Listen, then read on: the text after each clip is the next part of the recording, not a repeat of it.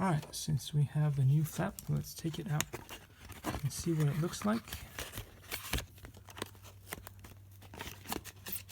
Alright, so this is the new FEP, the original from Monoprice, and you can already see that it's very different from the one that came with my printer.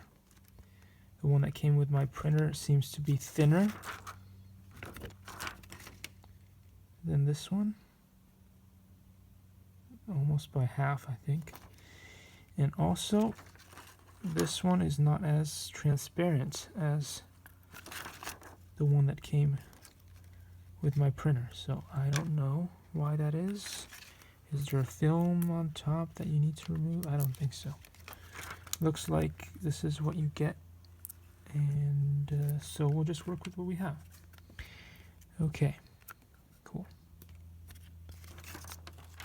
See you in the next video.